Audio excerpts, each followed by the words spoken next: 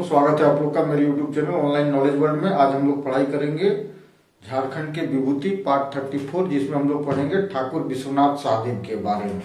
और विश्वनाथ शाहदेव के बहाने जो जो फैक्ट आते हैं उसको भी क्लियर करते जाएंगे। बस अंत तक बने रहिए, जहां लॉजिक का जरूरत पड़ेगा वहां लॉजिक भी लगाया जाएगा। ठीक है, सबसे पहले हम लोग क्या पढ़ाई करते हैं भाई, इसके जन्म के बारे में। ठीक है, जन्म, इसका जन्म कब हुआ था। जन्म इसकी 12 अगस्त 1817 ईस्वी में हुआ था। कहाँ हुआ था? बड़कागढ़ स्टेट में, बड़कागढ़ स्टेट में। ठीक है, स्टेट। उसके बाद हम लोग बड़कागढ़ स्टेट, बड़कागढ़ एक राज्य की तरफ में बड़ा एरिया था। ठीक है, 97 विलेज था इसमें, 97 विलेज का एक स्टेट था। और इसकी राजधानी थी सतरंजी। तो हम लोग पहले सतरंजी को समझेंगे, बड़कागढ़ समझेंगे, फिर स्टेट क्या है वो समझेंगे। देखिए, सतरंजी अभी कौन सा जगह है? रांची जिला में आप हटिया जाएंगे, रांची से ट्रेन पकड़िए, हटिया जाइए। ठीक है, हटिया में आपको पता है कि हैवी इंजीनियरिंग कॉरपोरेशन का 3 प्लांट है, 3 फैक्ट्रीज है। एक HMDP heavy machine building plant, एक HMT heavy machine tools plant, और एक FPP plant, FF foundry F forge company.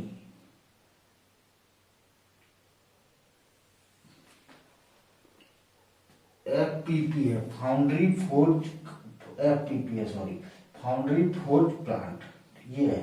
तो ये जो FPP वाला है, जिस एरिया में ये फैक्ट्री लगा हुआ, फाउंड्री फोर्ज प्लांट जो लगा हुआ है ना, वही वाला एरिया उस समय का सतरंजी हुआ करता था। ठीक है, सतरंजी हुआ है। अब बड़कागढ़ स्टेट कौन है? ठीक, बड़कागढ़ स्टेट को समझने के लिए एक और चीज जानना पड़ेगा कि जगन्नाथपुर इस स्टेट भी से कहा जाता था। बड़कागढ़ स्टेट बोलिए और या जगन्नाथपुर स्टेट बोलिए। ठीक, स्टेट मतलब क्या हो गया? जब ठेकेदारी सिस्टम आ गई, जमींदारी सिस्टम आ गई अंग्रेजों में, तो अंग्रेज उस समय के राजाओं की शक्ति कम हो गई। राजा बस उस समय एक ठेकेदार या जमींदार के तौर पे काम करते थे, मेन मालिक हो जाता था अंग्रेज। तो अंग्रेज अपने अधीन उस क्षेत्र को लाने के लिए स्टेट बनाना शुरू किया। महेशपुर स्टेट, बहुत सारे स्टेट आपने पढ़ा होगा, पाकुड़ स्टेट। तो उसी तरह एक जगन्नाथपुर स्टेट बनाया था। ये कौन सा? जगन्नाथ टेम्पल जो है उसके आसपास के 97 गांव मिला के ये स्टेट बनाया था। बस जो नागवंशी राजा, ये सब कौन है? ठाकुर विश्वनाथ शाहदेव नागवंशी राजा, पहले नागवंश था ये। ठीक है, नागवंशी का शक्ति खत्म हो गया, तो इन लोग बस एक जमींदार के रूप में काम करता था, लोगों से टैक्स लेता था, कुछ अपने रखता था, कुछ अंग्रेजों को देता था। बस यही सिस्टम आ गई थी, जमींदारी सिस्टम यही थी। तो ये जगन्नाथपुर स्टेट बना था। ये कब बना था? ये देखिए 1840 के आसपास बना था। ये याद रखने का कोई मत कोशिश कीजिएगा, क्योंकि एग्जैक्ट मैं कंफर्म नहीं हूँ, लेकिन 1840 के आसपास। सॉरी, ये डेट मत याद रखिए, डेट में कंफ्यूज हूँ कि मैं ही सही पढ़ाऊंगा या नहीं पढ़ाऊंगा। तो जगन्नाथ स्टेट जब बना था, तो जगन्नाथ पहला जमींदार कौन बना था जब स्टेट बना था? तो एनी शाह, ठाकुर एनी शाह। आपने सुना होगा नागवंशी ठाकुर एनी शाह। उससे पहले किसी में आप ठाकुर टाइटल नहीं सुने होंगे। ठीक है, कि कोई किसी भी नागवंशी राजा में। तो ठाकुर एनी शाह इस स्टेट का पहला ठाकुर था। ठीक है, और ये 7वां था, ठाकुर विश्वनाथ शाहदेव 7वां था। क्लियर? तो ये जगन्नाथपुर स्टेट जो एनी शाह ने जगन्नाथपुर मंदिर बनाया था, अभी है रांची में, रथ यात्रा होता है, बस उसी के आसपास के 97 गांव को मिला के इस स्टेट को बनाया था। ये आपको याद रखना पड़ेगा।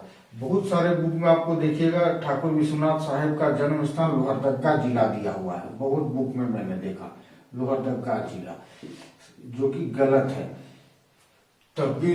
लेकिन इसमें एक पॉइंट आता है, क्यों लोहरदगा जिला क्यों अगर लिखा होगा, अगर वो समझदार समझ के लिखा होगा किताब वालों ने, तो इसका यही रीजन होगा कि उस समय जो SWFA बना था 1834 ईस्वी में, और ये बाद में जाकर 1854 ईस्वी में छोटा नागपुर बन गया था। ना, छोटा नागपुर। तो इस द्रव्यमान जो इसका प्रशासनिक हेडक्वार्टर था वो रांची नहीं था, रांची नहीं लोहरदगा हुआ करता था। ठीक है, रांची 1899 में जब जिला बनाया गया तब उसकी प्रशासनिक हेडक्वार्टर छोटा नागपुर की हुई, कहाँ, रांची में हुई। तो शायद इस वजह से लिख दिया होगा पूरा स्टेट को उस समय छोटा नागपुर या लोहरदगा जो बोला जाता होगा। किसी किताब में वही लोहरदगा ही देख दिया होगा, उसी का रेफरेंस लेके लिख दिया होगा। ठीक है, चलिए आगे हम लोग पढ़ते हैं क्या, इसके मृत्यु के बारे में पढ़ लेते हैं। मृत्यु गलत बात बोल दिया मैंने, मृत्यु लिखना बंद। वीरगति कब प्राप्त हुई थी इसकी, तो वीरगति देखिए इसका 1857 ईस्वी के विद्रोह में इसका बहुत योगदान था, ये तो सबको याद है। उसी से आप याद कर लीजिए 1857 के बाद 1858 में इसकी शहादत हुई। ठीक है, 16 अप्रैल 1858 ईस्वी में इसको फांसी दिया गया। ठीक है, ये फांसी का चीज याद रखिएगा। ठीक है, 16 अप्रैल 1858 में इसको फांसी दिया गया और 21 अप्रैल को इसके जो सेनापति थे, उस क्या नाम था उसका, गणपत राय, उसको दिया गया 5 दिन बाद। ठीक है, 16/5/21 गणपत राय याद कर लिए, 5 अगर याद कर लेंगे तो आपको पूरा याद रहेगा, 1858 ईस्वी में। ठीक है, अब इसकी मृत्यु से भी बहुत चीजें बनती है क्वेश्चन, तो हमको याद करना पड़ेगा। सबसे पहले पढ़ लीजिए इसको कहाँ पे मृत्यु, इन लोग दोनों को कहाँ पे फांसी दिया गया था, रांची जिला में। ठीक है, कमिश्नर कौन था, डाल्टन था उस समय, पूरे एसडब्ल्यू मतलब छोटा नागपुर एरिया का जो कमिश्नर था, वेरी इंपॉर्टेंट क्वेश्चन, कौन था, डाल्टन। और इसी डाल्टन मतलब उस समय जो छोटा नागपुर था उसमें पलामू भी आता था, अभी तो कट गया है। तो डाल्टन, इसी डाल्टन के नाम से पलामू के जो हेडक्वार्टर है डाल्टनगंज नाम पड़ा, उसी को अभी बदल के मेदिनीनगर किया गया है। ठीक है, मेदिनी राय के नाम से मेदिनीनगर किया, इसी डाल्टन के नाम पे था, इसीलिए आपको याद हो जाएगा। उस समय छोटा नागपुर का जो कमिश्नर था डाल्टन था। ठीक है, तो रांची जिला में इसी डाल्टन के कमिश्नर के कंपाउंड में के उत्तरी भाग में, बुक में देखिए लिखे उत्तर की ओर दिया गया। और यही स्टूडेंट पूछते हैं भाई कमिश्नर कंपाउंड के उत्तर की में फांसी दिया गया, कमेंट में आया था, या फिर जिला स्कूल में दिया गया, जिला स्कूल में दिया गया। अलग अलग बुक में इस तरह के दिया हुआ है, तो बात एक ही है, कमिश्नर कमांडर कंपाउंड के उत्तर की ओर ही है जिला स्कूल। ठीक है, और वही फांसी दिया गया, इसलिए कोई कंफ्यूज नहीं। किसमें दिया गया, कदम्ब के पेड़ में। इंपॉर्टेंट क्वेश्चन, कदम्ब के पेड़ में, वेरी इंपॉर्टेंट क्वेश्चन। ठीक है, और अब याद कर लीजिए बरगद के पेड़ में किसे फांसी दिया गया है, झारखंड के सेनानियों को, स्वतंत्रता सेनानियों को, तिलका मांझी, एकदम याद रखिए, तिलका मांझी को बरगद के पेड़ में दिया गया है। उमराव सिंह, और उमराव सिंह का जो दीवान था, ये सेनापति था, शेख भिखारी। ये भी एक इंपॉर्टेंट क्वेश्चन है कि पांडे विश्वनाथ सहदेव का जो सेनापति रहता है वो गणपत राय रहता है, और उमराव सिंह का शेख भिखारी। इस चीज को इम्पोर्टेंट, बहुत इंपॉर्टेंट है। उसके बाद आम के पेड़ में किसे फांसी दिया गया भाई, वेरी नीलांबर पीताम्बर को लेस्लीगंज में, और नादिर अली जयमंगल पांडे को 4 अक्टूबर को चतरा में। ठीक है, अलग अलग जगह पे फांसी दिया गया है, लेकिन आम का पेड़ कॉमन है, जयमंगल पांडे को चतरा में, ये याद रखिए। कदम, बरगद, आम। आपके लिए क्वेश्चन है कि साल के पेड़ में किसको फांसी दिया गया, आप अगर बता सकते हैं तो बता दीजिएगा। ठीक है, वेरी इंपॉर्टेंट है ये क्वेश्चन। अब क्वेश्चन आता है इसको पकड़ा कौन था, अंग्रेजी कमांडर उसमें कौन था, नेसन। ठीक है, नेसन ने इसको पकड़ा था, प्लस इसका मदद किया था ओक्स, ये भी याद रख लीजिएगा। ठीक है, इतना आपको याद रखना पड़ेगा। प्लस गद्दारी किसने किया था इसके साथ, ठीक है, इसको किसने पकड़वाया था, ये लास्ट में भी पढ़ेंगे हम लोग। लड़ते लड़ते लोहरदगा की तरफ जाता है। ठीक है, ये तुरंत याद हो जाएगा, अंत तक वीडियो देखिएगा, याद हो जाएगा। ठीक है, ये लोहरदगा में पकड़ाता है। लोहरदगा के किस गांव में भाई? कूटागढ़ा गांव में, कूटागढ़ा गांव, ठीक है। प्लस गद्दारी कौन करता है? ठीक यहीं से विश्वनाथ नाम उठा लीजिए, विश्वनाथ, ये सहदेव है, वो गद्दार जो था विश्वनाथ दुबे था, ठीक है। ठाकुर विश्वनाथ सहदेव का परिवार के बारे में पिता। छठा ठाकुर रहता है, ये 7वां है, ये छठा ठाकुर होगा। वहीं का था, बड़कागढ़ स्टेट का ठाकुर रहता है। माता जी, ठीक है, माता चानेश्वरी कुंवर, ठीक है। बुक में आपका वानेश्वरी लिखा हुआ है, ठीक है, वानेश्वरी कुंवर इसके माता का नाम, जो कि गलत है। वानेश्वरी कुंवर इसकी पत्नी रहती है, ठीक है, इसकी पत्नी, एक ही तरह का नाम है। पत्नी का नाम वानेश्वरी कुंवर और माता का नाम चानेश्वरी कुंवर। बुक में पत्नी का नाम नहीं लिखा हुआ है, लेकिन माता का नाम ये दे दिया है, इसको ध्यान रखिएगा। ये वानेश्वरी कुंवर कहाँ की रहती है? राजगंगा, उड़ीसा की एक ठाकुर की बेटी रहती है, मतलब राजकुमारी टाइप का। उड़ीसा की राजगंगापुर की, क्लियर। इसका बेटा का नाम रहता है कपिलनाथ सहदेव, बेटा कपिलनाथ सहदेव, क्लियर। रघुनाथ सहदेव बाप का नाम नहीं लिखा था इसका, रघुनाथ सहदेव, ठीक है। बेटा अल्प वयस्क रहता है जब इसे 16 अप्रैल 1858 में फांसी लगता है। फांसी लगने के क्रम इसमें इसका पूरा राज्य हड़प लेता है। इसका हटियागढ़ जो राजधानी, हटियागढ़ 2 राजधानी रहता है इसका, हटियागढ़, उससे पहले सतरंजीगढ़ रहता है, उसको हड़प लेता है। 97 गांव को भी अंग्रेज हड़प लेता है और उसके परिवार को बेदखल कर देता है। तो बेटा कपिलनाथ सहदेव गोद में रहता है, उसको लेके उसकी पत्नी गुमला जिला चला जाता है। वहां पे पालकोट बोल के, पालकोट के किसी गांव में, ठीक है, खोरा गांव नाम रहता है। पालकोट के खोरा गांव में 11 साल तक पालन पोषण करता है उस बच्चे को, 11 साल तक। जब बच्चा बालिग हो जाता है तो 1872 ईस्वी में केस करता है कोलकाता हाई कोर्ट में कि भाई अभी जो विश्वनाथ सहदेव का वंशज जिंदा है, इसीलिए कानून के हिसाब से कपिलनाथ सहदेव को वो जगह दे देना चाहिए। पूरा जो बड़कागढ़ स्टेट था उसका मालिक विश्वनाथ, उसका बेटा कपिलनाथ सहदेव को बना देना चाहिए। लेकिन अंग्रेज बोलता नहीं, अंग्रेजों के खिलाफ, कोर्ट ये बोलता अंग्रेजों के खिलाफ इसने आंदोलन छेड़ा था, इसको नहीं दिया जाएगा। लेकिन कोर्ट ने 30 रुपया प्रति माह का पेंशन कर दिया कपिलनाथ सहदेव और उसकी माता जी को, और वहीं पे घर बना दिया जगन्नाथ मंदिर के आसपास, रहने के लिए दे दिया। वहीं पे जीवन भर वो गुजारा करता था। अभी इसके वंश का नवीन सहदेव नाम है, जो आदमी जिंदा है, ठीक है, नवीन सहदेव नाम है उसका, अभी भी जीवित है इसी वंश का, ठीक है। इतना चीज आप याद कर लीजिए। आगे हम लोग पढ़ते हैं क्या? हाँ, अंग्रेजों के साथ पहला विद्रोह। देखिए, जैसे ही ये 1840 ईस्वी में इसकी पिता की मृत्यु होती है और राजा बनता है, ये ठाकुर बनता है, नया जमींदार बनता है। अंग्रेजों के खिलाफ बचपन से ही अंग्रेजों के खिलाफ रहता है। प्लानिंग बनाते बनाते ये 1855 ईस्वी में लड़ाई शुरू करता है अंग्रेजों के साथ। सबको यही मालूम है कि सिर्फ विश्वनाथ सहदेव जब 1857 ईस्वी का विद्रोह हुआ, उसी समय लड़ाई अंग्रेजों के खिलाफ आया, उससे पहले नहीं था। नहीं, एक बहुत बड़ी लड़ाई जीत चुका है 1855 ईस्वी में, ठीक है। 1855 ईस्वी में क्या क्या करता है ये, ठीक है। 1855 ईस्वी में पहला काम होता है कि अपनी राजधानी जो सतरंजी थी, अभी राजधानी हटिया कर दिया, राजधानी हटिया हो गया।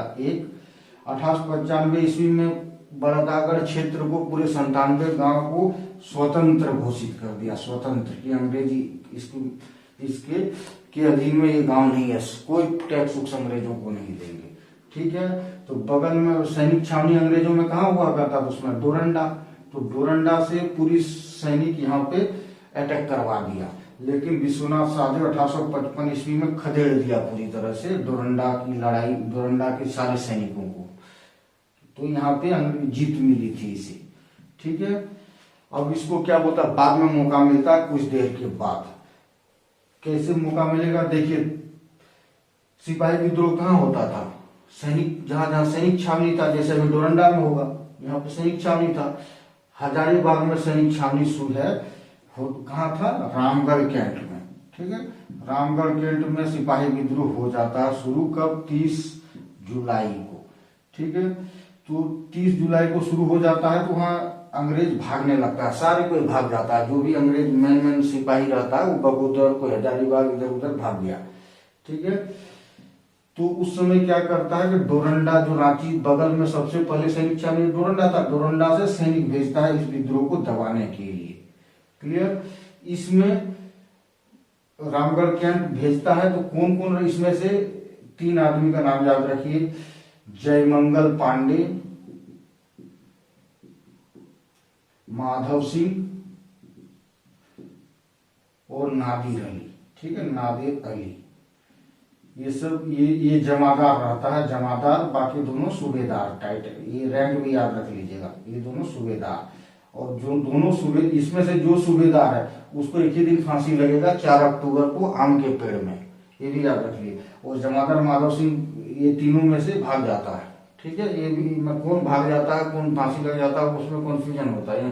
दोनों सूबेदार को फांसी लग जाता है, जमादार नहीं रह पाता, आगे चल के आएगा कहानी। तो ये तीनों को भेज देता है कि ये तीनों आंदोलन कर देता है कि नहीं, हम अपनी इस आंदोलन को नहीं दबाएंगे, हमारे भाई है, और विद्रोह कर देता है। और रामगढ़ कैंट के विद्रोही सैनिक और ये तीनों मैन था, और भी सब सैनिक इसके साथ ही था, इन लोग तो विद्रोह करता, बाकी तो सब साथ देगा ही देगा। तो यहाँ के विद्रोही और उधर से डोरंडा से आए हुए जितने विद्रोही थे दोनों मिल जाता है, और डायरेक्शन चेंज, ये इधर से इधर जा रहा है रांची की तरफ, ये इधर से इधर जा रहा है, और यहाँ के सैनिक इधर से इधर आ रहा है। एक जहाँ पे मिलता है वहां विद्रोह हो जाता है, और इन लोग किधर चलना शुरू करता है, बोला कि इधर नहीं, हम लोग बोला कि हम तो यहाँ रामगढ़ कैंट में लूट लिए हैं, बंदूक बारूद पैसा सब लेके आ रहे हैं, चलो हम लोग सीधे रांची डोरंडा को लूटते हैं। सब मिल जाता है, डोरंडा पे आके अटैक करना चाहता है। ठीक है, उसके बाद प्लानिंग क्या है, प्लानिंग यही है कि जाना कहाँ है, जगदीशपुर, जहाँ कुंवर सिंह ने विद्रोह करके रखा है। ठीक है, कुंवर सिंह वहां अंग्रेजों को पीट रहा है पूरा, कुंवर सिंह वहां पे अंग्रेजों का हालत खराब करके रखा है। बड़ा नेता चाहिए ना, इन लोग इतने आदमी के लिए एक बड़ा नेता चाहिए। बड़ा नेता कौन बनता, कुंवर सिंह बनाने का प्लान है कि कुंवर सिंह के पास पैसा है, इतने आदमी को खिलाएगा कौन, खिलाएगा, हथियार देगा कौन, नेतृत्व करेगा कौन, इसलिए बड़ा नेता चाहिए। तो बोला कि इधर से होके हम लोग कुंवर सिंह के पास चलेंगे। ठीक है, और उसको बोल देंगे कि भाई तुम मुझे खिलाओ पिलाओ, पैसा पेमेंट दो, तुम्हारे पास तो पैसा है, तुम लोग ठाकुर जमींदार हो, हम लड़ेंगे और अंग्रेजों को भगाओ, ये प्लान था। जब इधर से जाता है तो डोरंडा के सैनिकों को पता चल जाता है कि हमारा भाई लोग आ रहा है, तो यहाँ विद्रोह शुरू हो जाता है। कब, 1 अगस्त को। पता तो चले 1 अगस्त 1857 को डोरंडा का में आदमी कब भड़कता है वहां के सैनिक, और क्योंकि इसको पता है कि 2 अगस्त तक पहुंच जाएगा ये सब, और ये सब पहुंचता है 2 अगस्त 1857 ईस्वी में, और 2 अगस्त को पूरे डोरंडा को लूटपाट कर देता है, पूरी तरह से लूटपाट करके डोरंडा के बंदूक पैसा वैसा सब छीन लेता है। अब देखिए क्या हो जाता है, स्थिति खराब कि कुंवर सिंह के पास जाने का प्लान है, लेकिन 10 अगस्त 1857 ईस्वी को कुंवर सिंह की शहादत हो जाती है, मौत हो जाती है, शहादत हो जाती है, जिसकी वजह से अब किसको नेता बनाएगा, अब प्लान कैंसिल। तो इसी विद्रोहियों में से एक विद्रोही था जिसका नाम था गणपत राय। गणपत राय पहले क्या रहा है, इसी ठाकुरों में, ठीक है, नागवंशी ठाकुरों में घर में पहले दीवान रह चुका है, दीवान के रूप में काम कर चुका है, तो नागवंशियों के बारे में इसे पता है। तो उन लोग को बोलता है घर बनाने का जरूरत नहीं है, कुंवर सिंह जैसा पैसा वाला और ताकतवर तो जमींदार नहीं है, लेकिन एक जमींदार जो मैं बहुत अच्छा से जानता हूँ वो ठाकुर विश्वनाथ शाहदेव है, जहां मैं पहले दीवान रह चुका था, इसलिए सब इसको पता है। ठीक है, जहां इसके पूर्वज दीवान रह चुके थे, गणपत राय के पूर्वज दीवान रह चुके थे, उन्होंने बोला ठाकुर विश्वनाथ सहदेव को। पहले ठाकुर विश्वनाथ सहदेव डर गया कि भाई क्या बोलता है, इतने बड़े सैनिकों से, मतलब अंग्रेजों से कैसे लड़ाई करूंगा, मैं 97 गांव मेरा स्वतंत्र है, मैं खुश हूं। लेकिन सब मिलकर धर्म बोला कि नहीं, लड़ना ही पड़ेगा, कैसे नहीं लड़ोगे, तो रेडी हो जाता है। ठीक है, ठाकुर विश्वनाथ सहदेव क्या बनाता है, मुक्ति वाहिनी सेना। इंपॉर्टेंट क्वेश्चन, मुक्ति वाहिनी सेना। और इसका सेनापति किसे बनाता है, अपने पूर्व दीवान जो रहता है गणपत राय को। ठीक है, उसके बाद पूरा लूटपाट करता है रांची में। ठीक है, रांची डोरंडा में कहाँ का विद्रोह हो रहा है, डोरंडा रांची, अभी होगा चतरा, लोहरदगा, चलता रहेगा। ठीक है, रांची में विद्रोह हो गया, पूरा लूटपाट किया, धन दौलत जो भी लूटा। अब उधर क्या हो रहा है, रामगढ़ में जो कैंट लूटा था ना रामगढ़ में, तो और इसी तरह जब मुक्ति वाहिनी सेना में कितने आदमी थे, 600 आदमी, 600 सिपाही थे पहली बार में। ठीक है, फिर डोरंडा में दोबारा इन लोग अटैक करता है, तो सैनिक और बढ़ जाते हैं।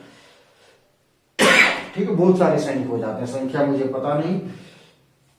और डाल्टन भाग जाता कहाँ, बगोदर। ये भी याद रखिएगा, जो सबसे हेड रहता है इस एरिया का, पूरी छोटा नागपुर का, वो कहाँ भागता है, बगोदर भागता है। अब देखिए क्या होता है, जब उधर जाके अंग्रेज लोग प्लान करता है कि रामगढ़ एरिया जो विद्रोह हो चुका है, लूटा जा चुका है, वहां पे कब्जा करना। तो पूरे अंग्रेजों ने वहां की जो लोग पावर थी सब रामगढ़ कैंट को कब्जा करने में लगा देता है। कब्जा क्या करेगा, सारे सैनिक लूट कूट के इधर सामान ले आया है, फिर भी क्या बोलता है, अपना कैंट तो बचाना है, कैंट में बहुत बड़े स्टैब्लिशमेंट है उसके फौज का, तो सारे ताकत लगा देता है रामगढ़ एरिया को जीतने में, और अंग्रेज जीत भी जाता है, रामगढ़ एरिया में कब्जा भी कर लेता है। उसी मौका का फायदा उठा के ये मुक्ति वाहिनी सेना, ठाकुर विश्वनाथ सहदेव और भी बहुत आदमी जुड़ जाते हैं, टिकैत उमराव सिंह, शेख भिखारी, जितने घासी सिंह, सब जुड़ जाते हैं।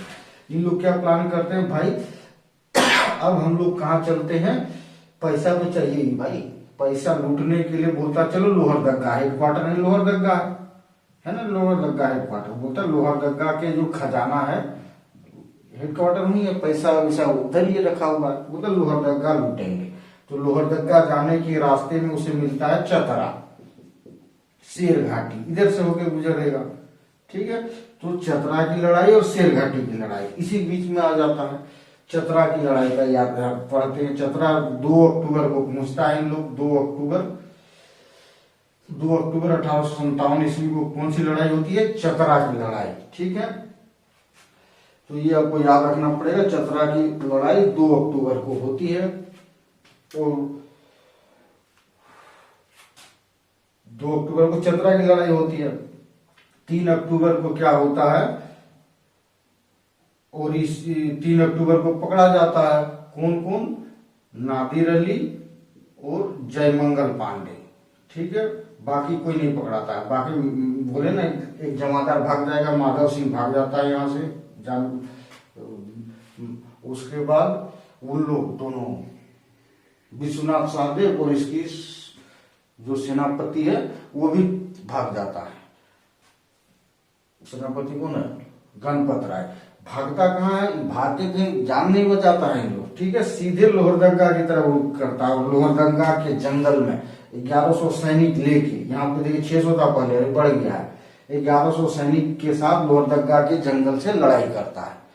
ठीक है, उसी दरमियान लोहरदगा उसकी जो गद्दारी कर देता है विश्वनाथ सहदेव, वो सब कुछ उसी दरमियान होता है। तो ये है विश्वनाथ सहदेव का बैकग्राउंड। ठीक है, आगे क्या हम लोग पढ़ेंगे, सतरंजीगढ़, और इसको तो अंग्रेज 97 इसके गांव को लूट ले, अपने अधिकार में ले लेता है। और इसका जो पुराना किला रहता है झरियागढ़, सॉरी सतरंजीगढ़ और हटियागढ़, ये दोनों को ध्वस्त कर देता है।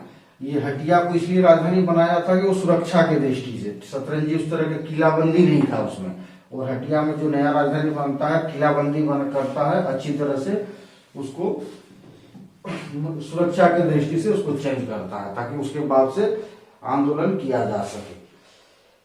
हाँ, एक बात है, उस समय हथियार कहाँ कहाँ से आते थे, ठीक है। झालदा बोल के बंगाल में एक जगह है झालदा और सिल्ली, ये दो एरिया से प्रमाण मिलता है कि उस समय हथियार मुहैया कराए जाते थे लोग। एक चीज है जो कि हमेशा कहा जाता था कि ये जितने भी सैनिक जहां जहां जाते थे वो लूटपाट करते थे, गाँव में लूटपाट करते थे। ये करके लिख के, और किताब कुछ नहीं कहता है, कोई भी आदमी नहीं करता। तो ये लूटपाट क्यों है? लूटपाट उस समय जरूरी था, एक एसेंशियल चीज था, एसेंशियल। कितने आदमी, जितने सिपाही है, खाएंगे कि नहीं? उन लोग क्या खेती करके उपजाएंगे, खाएंगे, तब लड़ाई करेंगे? उसको लड़ाई लड़ने के लिए अन्न तो चाहिए ना। अन्न के लिए जिस गांव से जाते थे, लोगों के घर